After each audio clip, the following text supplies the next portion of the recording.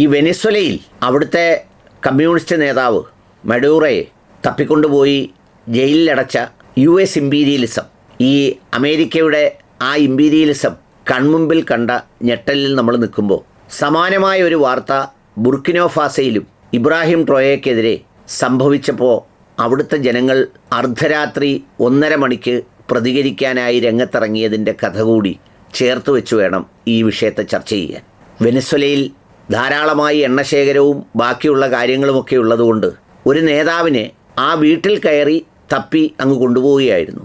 പണ്ട് ഷാവേസിനെ ഇതുപോലെ കൊണ്ടുപോയെങ്കിലും വളരെ പെട്ടെന്ന് മോചിപ്പിക്കേണ്ടി വന്നു. മോചിപ്പിക്കേണ്ടി വന്നത് എന്തായിരുന്നു എന്ന് വെച്ചാൽ അവിടുത്തെ ജനങ്ങൾ മുഴുവൻ തെരുവിലിറങ്ങി.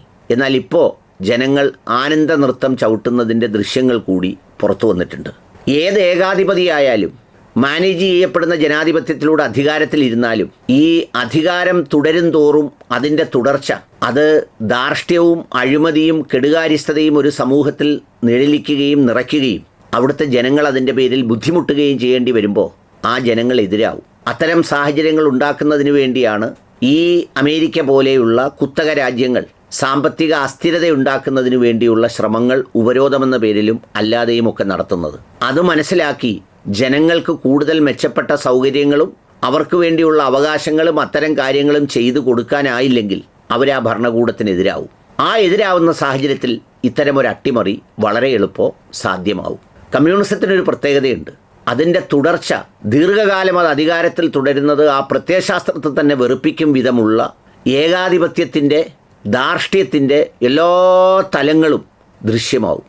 അതാണ് നമ്മുടെ രാജ്യത്ത് പോലും തുടർച്ചയായി ഭരിച്ച സ്ഥലങ്ങളിൽ അത് തിരിച്ചടി നേരിട്ടതിൻ്റെ ഒരു പ്രധാന കാരണം അതുകൂടിയാണ്.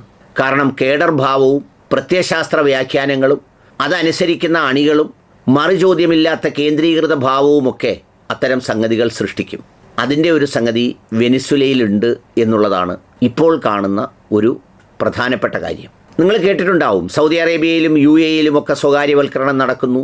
അവിടെയെല്ലാം ഈ പറഞ്ഞതുപോലെ ആളുകൾക്ക് ജീവിക്കാൻ 2 ലക്ഷവും 3 ലക്ഷവും രൂപ വീതം കൊടുത്ത് അവന്മാരെ അലസന്മാരാക്കുന്നു അറബികളെ എന്നൊക്കെ കേൾക്കാറുണ്ട്. അതൊക്കെ വെറുതെ നമ്മൾ ഭിക്ഷ വാരി എറിയുന്നത് പോലെ നാളെ പരലോകത്ത് കൂലി കിട്ടാൻ വേണ്ടി കൊടുക്കുന്നതൊന്നുമല്ല. അവിടെയാണ് ഈ ഇക്വേഷൻ മനസ്സിലാക്കേണ്ടത്. അതായത് സ്വന്തം ജനത അവിടുത്തെ ഭരണാധികാരിക്കെതിരെ തിരിഞ്ഞാൽ പിന്നെ വേറെ ഏത് എക്സ്റ്റേണൽ ഓപ്പറേഷനും വളരെ ഈസി ആയിരിക്കും. ഇറാനിലൊക്കെ ഇപ്പം നടക്കുന്ന പ്രക്ഷോഭവും അതുതന്നെയാണ്. അതുകൊണ്ടാണ് ഈ പറയുന്ന വെനിസ്വലയിൽ ഈ ആളിനെ ഇത്രയും വലിയ ഭീകരമായി നമുക്കൊരിക്കലും യോജിക്കാൻ കഴിയാത്ത രീതിയിൽ തട്ടിക്കൊണ്ടുപോയപ്പോഴും അവിടെ ആഹ്ലാദ നൃത്തം കണ്ടത്. ഒരു കാര്യം കൂടി അവിടെ ശ്രദ്ധിച്ചിട്ടുണ്ടോ എന്നറിയില്ല. അവിടെ സമാധാനത്തിൻ്റെ നോബൽ സമ്മാനം കൊടുത്ത പുണ്യ വനിതയുണ്ടല്ലോ, നമ്മൾ ട്രംപിന് കൊടുക്കാതിരുന്നപ്പോൾ ട്രംപിന് കിട്ടിയില്ലല്ലോ എന്ന് ആശ്വസിപ്പിച്ചത്. ഒരുപക്ഷെ അത് കൊടുപ്പിച്ചത് പോലും തനിക്കല്ലെങ്കിൽ പിന്നെ ഇന്നാർക്ക് കൊടുക്കാൻ പറഞ്ഞിട്ട് ആ ആളിന് കൊടുപ്പിച്ചത് പോലും ഈ ഓപ്പറേഷൻ്റെ ഭാഗമായിരുന്നു എന്ന് വേണമെങ്കിൽ കാണാം. കാരണം ഇപ്പോൾ ആ നോബൽ സമ്മാന ജേതാവാണ് ആ രാജ്യം ഭരിക്കാൻ പോകുന്നതെന്നാണ് ട്രംപ് പറയുന്നത്. എണ്ണ ഞമ്മക്ക് വേണമെന്ന്, ആ രാജ്യത്തിൻ്റെ എണ്ണയെ ഞമ്മക്ക് വേണമത്രേ. ചിലർ ചോദിക്കുന്നുണ്ട്, അപ്പം ചൈന ചാടി വരില്ലേ എന്ന്. ചൈന വരില്ല. എന്താ കാര്യം? ചൈനയ്ക്ക് അതുപോലെ തന്നെ അതിൻ്റെ നടുവിലുള്ള തൈവാൻ ഒന്ന് പിടിച്ചെടുക്കണം എന്ന ആഗ്രഹമുണ്ട്. ഇതുപോലെ പോലീസിനെ വിട്ട് ഇങ്ങനെ തപ്പിയെടുത്തുകൊണ്ട് വരണമെന്ന്. പ്രത്യേകിച്ചൊന്നും സംഭവിക്കില്ല.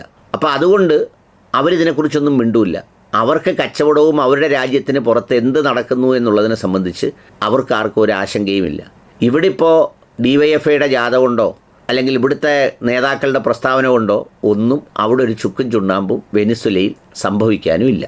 ഏതായാലും ഇതാണ് അവിടുത്തെ സ്ഥിതിയെങ്കിൽ ഇത് കണ്ടിട്ടാടിക്കൊണ്ട് ബുർക്കിനോഫാസയിൽ ഇബ്രാഹിം ട്രോയെ പണ്ട് ആട്ടി ഓടിച്ചു വിട്ട് മറ്റൊരു രാജ്യത്ത് കഴിയുന്ന ഒരു അമേരിക്കൻ പക്ഷപാതിയുണ്ട്. അവൻ്റെ നേതൃത്വത്തിൽ ഒരു അട്ടിമറി നടക്കുന്നു എന്ന് പറയുന്നൊരു വാർത്ത പുറത്തു വന്നു. അവിടുത്തെ കമാൻഡൻറ്റിനെ വധിച്ചിട്ട് അധികാരം പിടിച്ചെടുക്കാൻ പോകുന്നു എന്നാണ് വന്നത്. ബുർക്കിനോഫാസയിൽ ഇടയ്ക്കിടയ്ക്ക് യൂറോപ്യന്മാരെ പിടിക്കാറുണ്ട്. ഇത്തരം അസ്ഥിരതകൾ സൃഷ്ടിക്കുന്നതിന് വേണ്ടി മൊസദിൻ്റെ നേതൃത്വത്തിൽ പല രൂപത്തിലും ഭാവത്തിലും, അതായത് ചാരിറ്റിയുടെ പേരിൽ, മതപ്രവർത്തനത്തിൻ്റെ പേരിൽ, സാമൂഹ്യ പ്രവർത്തനത്തിൻ്റെ പേരിൽ, ജേർണലിസത്തിൻ്റെ പേരിലൊക്കെ ഒരുപാട് ആളുകൾ അതാത് രാജ്യത്ത് ചെല്ലാറുണ്ട്. ഈയിടെ ഒരു 10-18 പേരുടെ തല ഈ പറയുന്ന ഇബ്രാഹിം ട്രോയെ കട്ട് ചെയ്ത് വെച്ചിരുന്നു. ഇപ്പോൾ അത്തരമൊരു വാർത്ത വന്ന് ജനങ്ങൾ കേട്ടപ്പോൾ ജനങ്ങളെല്ലാം കൂടി ഒറ്റക്കെട്ടായി ആ പ്രസിഡൻറ്റിൻ്റെ മന്ദിരത്തിലേക്ക് ഓടി. എന്തിനാണെന്നറിയോ? അടിച്ചു തകർക്കാനല്ല, അവിടെ പ്രതിരോധം തീർക്കാൻ. ആരാണോ അട്ടിമറിക്കുന്നത് അവനെ അടിച്ചു കൊല്ലാൻ. എന്താ കാരണം? അദ്ദേഹം ജനങ്ങൾക്ക് ബോധ്യമാം വിധം ജനങ്ങൾക്ക് ഉപകാരം ചെയ്ത് അവരുടെ നടുവിൽ സത്യസന്ധനാണെന്ന ബോധ്യത്തിൽ ജീവിക്കുന്നു. അങ്ങനെ ആവുമ്പോൾ എന്തു ചെയ്യും? ഒരു ജനത കൂടെ നിൽക്കും. അല്ലെങ്കിൽ എന്തു ചെയ്യും? ഇതുപോലെ തപ്പിക്കൊണ്ടു പോകുമ്പോൾ തെരുവിൽ ആനന്ദ നൃത്തം ചവിട്ടും. ഏതായാലും ബുർക്കിനോ ഫാസയിൽ രാത്രി 1:30 മണിക്ക് നടന്ന ഒരു അട്ടിമറി ശ്രമം എന്ന വാർത്തയെ ജനം പ്രതിരോധിച്ച ശൈലി കൂടി മാധ്യമങ്ങളിൽ വലിയ വാർത്തയായിരുന്നു. അതുകൊണ്ട് പറഞ്ഞു വന്നേ ഉള്ളൂ.